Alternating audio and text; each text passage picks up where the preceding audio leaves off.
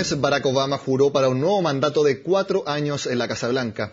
Y en materia económica tiene un desafío inmediato: conseguir que el Congreso apruebe elevar el techo de la deuda pública, ya que si no lo consigue, Estados Unidos está amenazado de enfrentar una nueva recesión económica. Para entender las opciones que tiene el mandatario estadounidense, conversaremos con Alejandro Rubinstein, estratega asociado de Portfolio Capital en Chile. Alejandro, muchas gracias por su tiempo en Agenda Económica. Gracias a ti.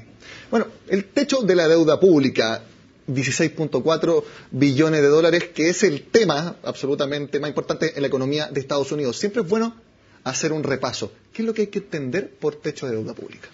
En Estados Unidos hay un sistema bajo el cual el Poder Ejecutivo tiene que recurrir al Poder Legislativo para poder aumentar el endeudamiento del país, de la deuda, en este caso la deuda pública.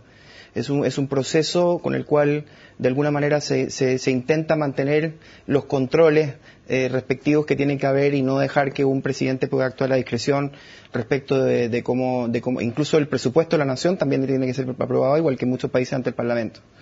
Entonces lo que estamos viendo ahora es un momento en donde ya el secretario del Tesoro ha anunciado que los fondos para seguir gastando, los gastos, los cuales superan a los ingresos, para aproximadamente en 1 o 2 meses, recurriría a emitir deuda para poder seguir solventándolos, porque ya, o si no, lo que tocaría sería dejar de pagar la deuda, básicamente. Emitir deuda para programas sociales, para cualquier gasto involucrado al gobierno estadounidense. Hay que emitir deuda no solamente para el gasto de los Estados Unidos, pero también para pagar los intereses y amortizaciones de las deudas anteriores. O sea, para pagar los intereses de la deuda que ya se contrajo previamente. Exactamente. En ese sentido, ¿qué es lo que pasa si, por ejemplo, se llega a 2 meses más y ya no hay más dinero para pagar, para volver a endeudarse? O sea, ya no hay posibilidad de poder volver a endeudarse. ¿Qué es lo que sucede exactamente en ese punto que es el que muchos temen? Bueno, ellos, digamos, si llegáramos al extremo de que no se aprobara un aumento de la deuda, todavía hay algunas medidas paliativas que el Tesoro podría tomar. Por ejemplo, podría, en vez de dejar de pagar la deuda pública, podría dejar de pagarle a los pensionados.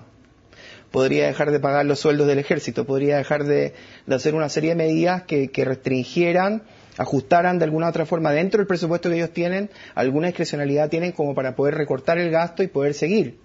Pero lo que pasa es que el déficit que corre Estados Unidos al año es tan grande, es aproximadamente un 7-8% del PIB. Incluso después de la reforma que se acaba de pasar, todavía son 1 trillion básicamente de déficit que corre Estados Unidos al año, una economía de 15 trillion. Entonces no importa si pueden hacer 1 o 2 meses de ajuste, al final del día la máquina les va a caer y definitivamente tienen que emitir más deuda, no les queda otra solución. ¿Y por qué se habla entonces de que se produciría una recesión económica en Estados Unidos? Tú hablabas, por ejemplo, de los sueldos del ejército. Por ejemplo, personas no podrían recibir su sueldo, no gastarían. Además, quizás proveedores del Estado tampoco recibirían sus pagos, no le podrían pagar a sus trabajadores, aumentaría el desempleo. ¿Hay que entenderlo así como el proceso que llevaría a una recesión económica? El tema viene de lo siguiente, ¿no? Cuando Obama hace su campaña, básicamente ofrece aumentar los impuestos y mantener relativamente estables los gastos, ¿no? Lo que los republicanos han peleado básicamente es, primero, le hicieron subir los impuestos en una escala mucho menor a la que él hubiera querido subir sueldos arriba de 150.000, terminó siendo 450.000, lo cual reduce enormemente la cantidad de gente que paga impuestos, la recaudación aumentó mínimamente. Y, por otro lado, lo que exigen los republicanos es que cualquier aumento de tasa impositiva venga acompañada de reducción de gastos. Entonces ellos dejaron la negociación, le dijeron, ok, pasemos la reforma tributaria del aumento de los tributos, pero cuando venga la conversación del techo de la deuda, nosotros vamos a utilizar como una herramienta de negociación la exigencia de rebajas de gastos en pos de aumentar la deuda. Entonces, lo que están diciendo básicamente, vamos a dejar que se aumente la deuda temporalmente este año para el presupuesto, pero a cambio vamos a exigir recortes muy importantes del gasto. Y son esos recortes importantes del gasto que él tendría que teóricamente cumplir para aumentar la deuda los que van a hacer que la economía crezca menos, porque resulta que en Estados Unidos el fisco representa un 50-60% 50% del PIB en términos de desembolso, ¿no? Entonces, si el fisco ahora tiene que empezar a reducir programas, eso significativamente va a haber menor gasto, y como va a haber menor gasto va a haber menores sueldos, y como va a haber menores sueldos va a haber menor consumo, y así sucesivamente, y por eso la economía va a terminar creciendo menos. Parece un callejón sin salida en ese sentido. ¿Cuáles son las opciones que tiene el gobierno de Barack Obama para elevar el techo de la deuda, pero a su vez que no ocurra este escenario de recesión por haber un menor gasto debido al menor desembolso del Estado norteamericano? Lo que pasa es que yo creo que esa pregunta habría que dividirla en dos plazos, en un corto plazo y en un largo plazo. En un largo plazo es insostenible seguir aumentando el techo de la deuda un 7-8% al año, mientras que la economía está creciendo un 2% al año. Hay claramente un desbarajuste ahí. Tarde o temprano eso va a explotar, como es el caso de lo que ahora estamos viendo en Japón, que probablemente va a ser el primero en explotar. Cuando todo el mundo pensaba que era Europa, a lo mejor ahora será Japón.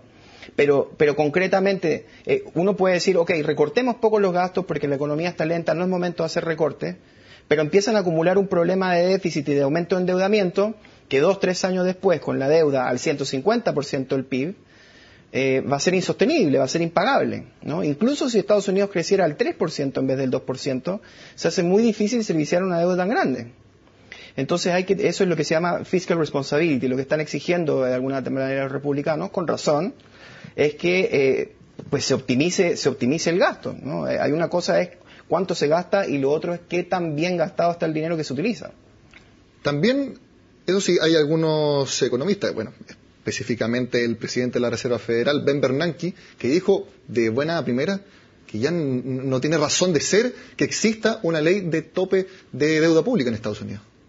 Sí, lo que pasa es que Ben Bernanke es de una de las personas que piensa que hay que imprimir hasta que el mundo se acabe y que básicamente eso hace que la economía se recupere y algún día se pague. Pero yo te voy a dar un dato.